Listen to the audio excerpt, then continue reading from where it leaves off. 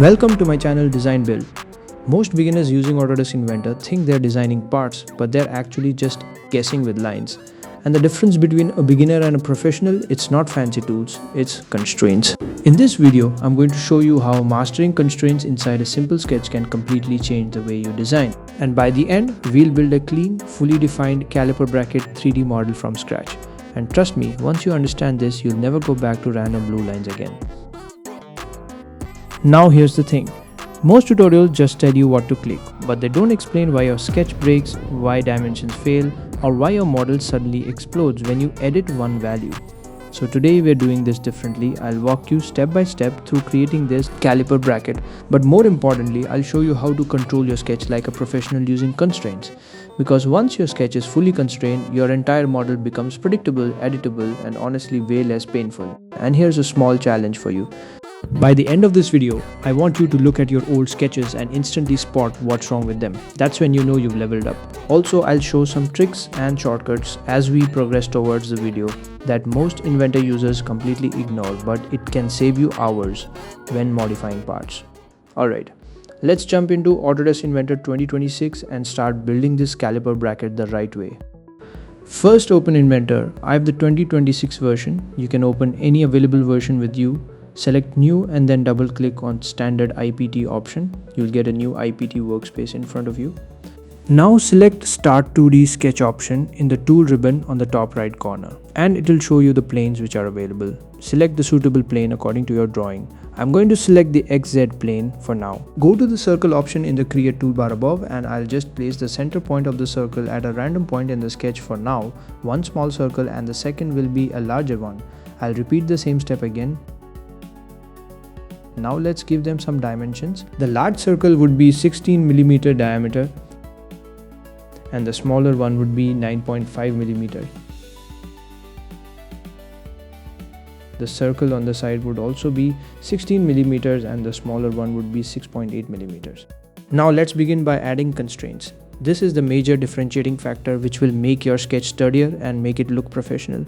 I want to make my circle fixed in a specific line, so I'm going to use the vertical constraint from this constraint ribbon. I'll select the center point of the circle and I want to be in the same line as the center of the sketch, so I'll select the center point of the sketch. This makes the circle fixed on one axis for now. I'm going to make a line at the center of the sketch and make this line as a construction line.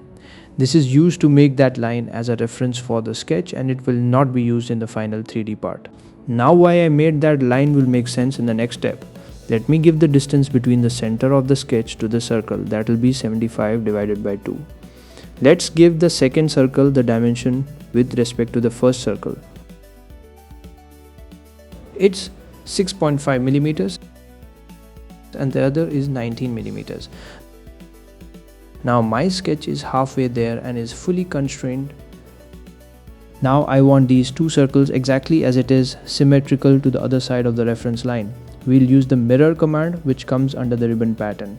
Click on mirror command and it shows select option in the window. Now you have to select the items which you want to mirror. I'll drag and select my sketch the two circles which are constrained.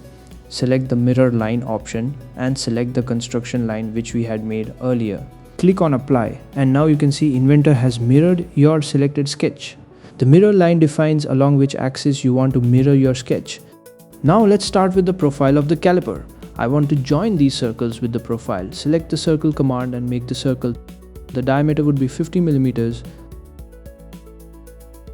Let's put it in its right place. I'll make it horizontal to the center of the sketch by using the horizontal constraint option and fix it in the same line as the center of the sketch. Click on dimension and the distance from the center of the sketch to the center of the circle is 8mm. Now only lines are remaining. Let's join our profile with lines. Click on this line and make the line tangent to each circle.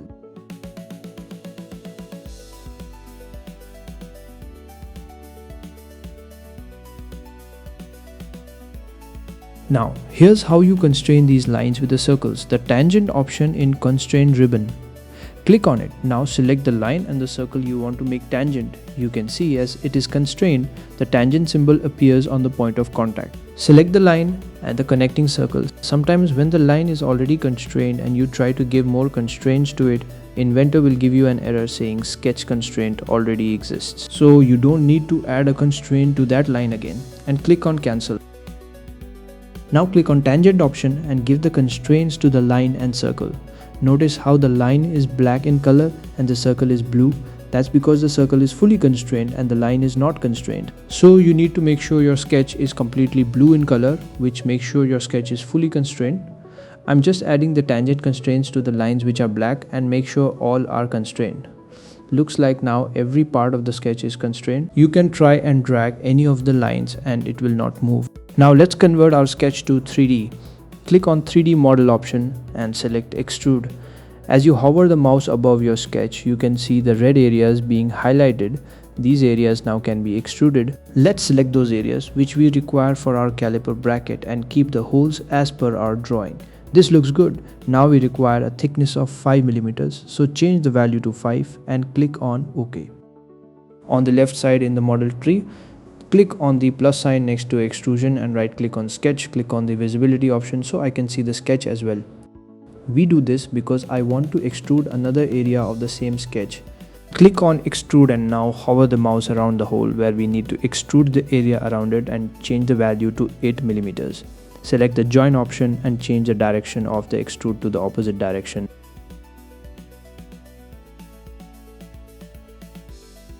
And OK. Now I don't want the sketch to be seen, so right click on the sketch and select visibility again, and the sketch is not visible. Now our model looks good. Let's assign a property to our model. This is an aluminum caliper bracket. Right click on the model name and select I properties option. And in this dialog box, go to physical and under material, click on the arrow for the drop down menu. You can find the default materials which is already pre-installed with Inventor. Search for aluminum 6061 and apply, close. If you want to give it a premium look, click on the material option where aluminum is written, a drop down menu appears. I'll select aluminum polished option. Now you can see a premium shine on the model. Let's give it a color shade of my choice. On the side of the material, there's a color balloon icon which is known as adjust. Click on it.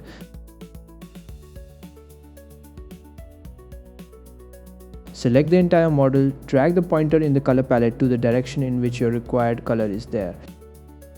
I want a red shade, so I'm just dragging it to the red side. There's also an RGB code option. If you have a specific color code, you can put the RGB code and select the green tick icon. Now our model is complete and honestly it looks quite good.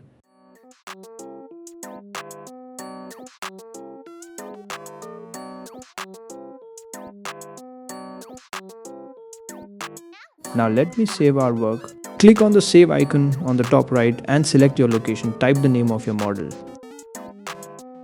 Caliper bracket.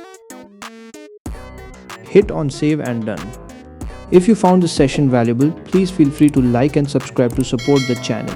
If you have any questions about the tools we used today, please post them in the comment section and I'll get back to you as soon as I can. Best of luck with your designs and I'll see you in the next one. Thank you.